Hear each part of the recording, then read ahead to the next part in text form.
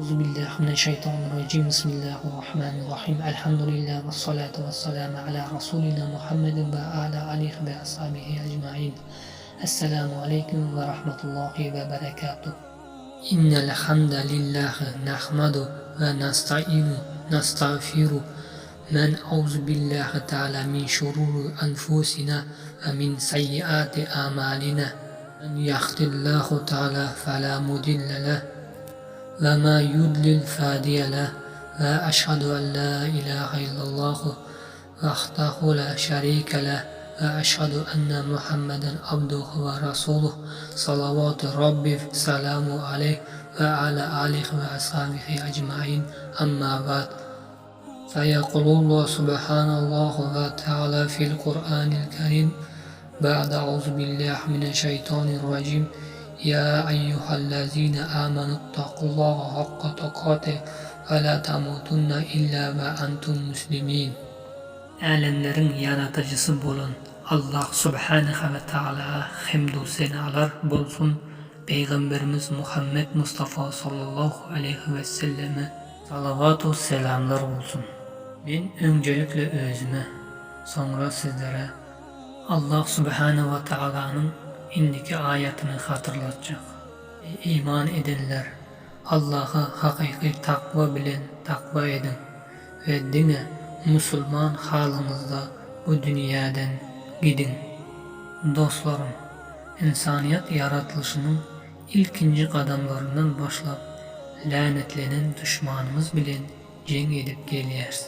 Allah subhanahu ve teala Kur'an-ı Kerim'in köp yerlerinde ey insanlar, ey Adam çağası, şeytan sizin hakiki düşmanınız diye merhamet ediyor. Şeytanda Adam aleyhisselamın nesline bulan nefret şu derecede güçlü, insaniyet yaratılışının ilkinci kadamından bize düşmanlık edip geliyor.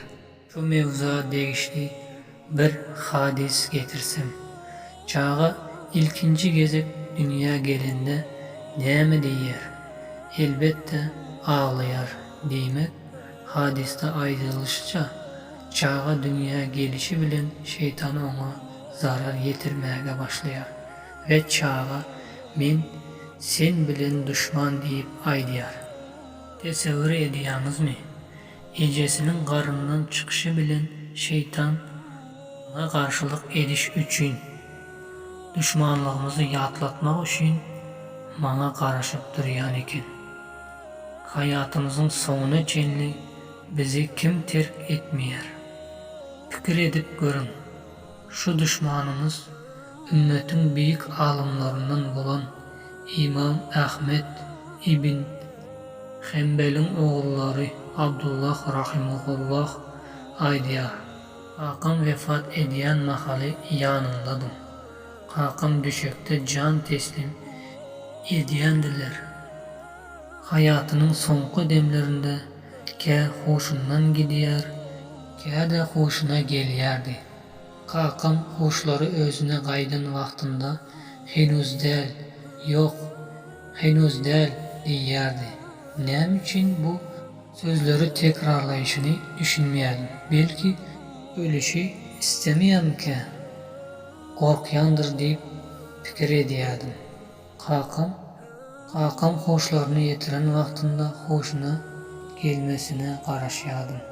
Alada kalıyordum. Şunda kaka ne için henüz değil deyip ayttınız.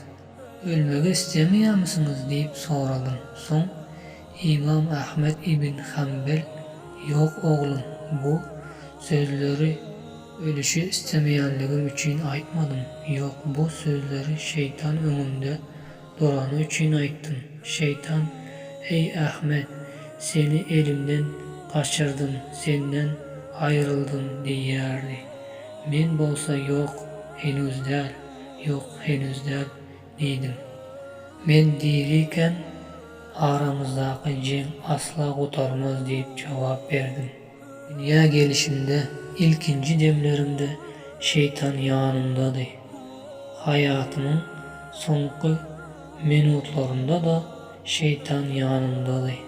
Kur'an-ı Kerim'de hem şeytan beni Allah subhanahu ve taala'ya fır getirişe, Allah subhanahu ve taala'dan beni uzaklaştırışı aydılan şeytanın en ulu uzaklarından biri ediyen hayırlı işinizin hayalınızda pes bulup görünüşüdür.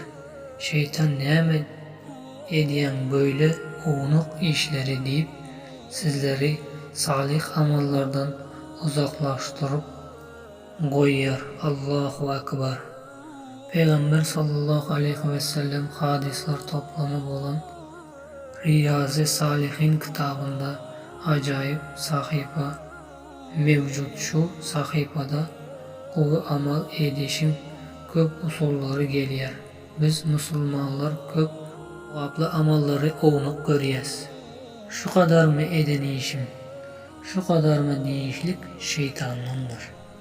Peygamberimiz sallallahu aleyhi ve sellem hadis aydiyor. Hiçbir amalı oğunuk saymak gerek değil. Böyle ediş gerek değil.